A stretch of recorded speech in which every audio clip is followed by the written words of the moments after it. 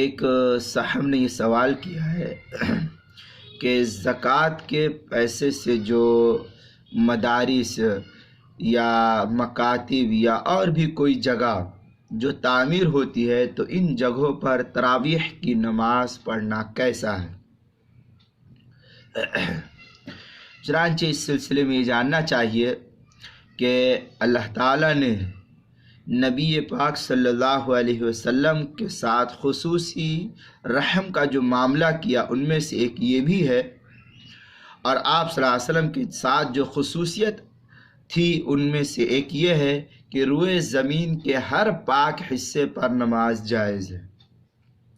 چنانچہ نبی اکرم صلی اللہ علیہ وسلم کا فرمان مبارک ہے، جعلت لنا الارض کلھا مسجداً،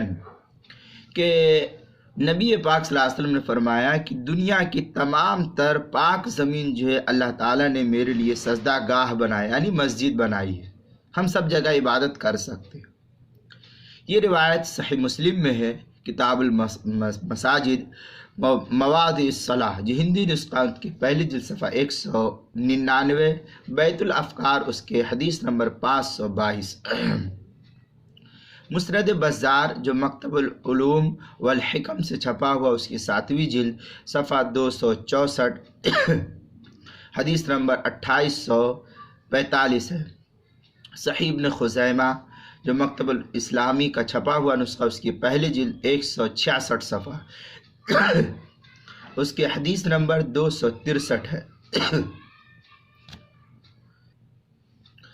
اس حدیث سے یہ معلوم ہوتا ہے کہ تمام زمین کو میرے لیے مسجد بنا دیا گیا۔ اللہ کے رسول صلی اللہ علیہ وسلم نے فرمایا کہ تمام زمین کو میرے لیے مسجد بنا دیا گیا۔ لہذا آپ صلی اللہ علیہ وسلم کے اس فرمان کی بنا پر فرض، نفل، سنت، تراویح، جو کوئی بھی نماز ہو ہر پاک جگہ پر ادا کی جا سکتی ہے اور ادا کرنا جائز ہے، اس میں کوئی شک نہیں۔ لیکن مسجد کو چھوڑ کر مدرسے میں جماعت کر لینے سے مسجد میں جماعت کے ساتھ نماز پڑھنے کا ثواب حاصل نہیں ہوگا۔ جو ثواب آپ کو فرض نماز کا مسجد میں ملتا، وہ آپ مسجد کے علاوہ کسی مدرسے، ہال یا اور کوئی جگہ اگر نماز پڑھتے ہیں آپ کے ذمے سے فرض ساقط ہو جائے گا، لیکن آپ کو مسجد کا اس سلسلے میں ثواب نہیں ملے گا۔ سنن النسائی کے اندر ایک روایت یہی ہے جو میں نے ابھی اوپر پڑھی کہ اللہ کے رسول صلی اللہ علیہ وسلم نے فرمایا کہ الارض مسجد و طہورا اینما ادرک رجل من امتی الصلاۃ صلی۔ یہ سنن النسائی کی عبارت ہے، جعلت لی الارض، کہ کتاب الصلاۃ الرخصہ فی ذالک، ہندی نسخہ اس کی پہلی جلد صفحہ 85 پر، دار السلام کا جو چھپا ہوا نسخہ اس کے اندر حدیث نمبر 737 ہے۔ پھر شامیہ میں ہے، ان صلی احد فی البیت بالجماع لم ینالوا فضل جماعت المسجد۔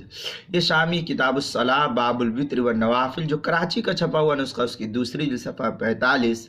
زکریا بک ڈپو دیوبند کا ہندی نسخہ اس کی دوسری جلد 495، فتاوی قاسمیہ اس کی 8ویں جلد صفحہ 266 اور 267 پر بھی اس کو نقل کیا گیا ہے۔ لہذا ہم کوشش یہ کریں کہ فرض نماز رمضان المبارک میں بھی عشاء کی جو فرض ہے اس کو مسجد میں ادا کرے، اس کے بعد جہاں کہیں بھی ہم کو تراویح ادا کرنا ہے وہاں جا کر کے تراویح ادا کرے، تاکہ مسجد کے اندر فرض نماز کا ثواب مل جائے۔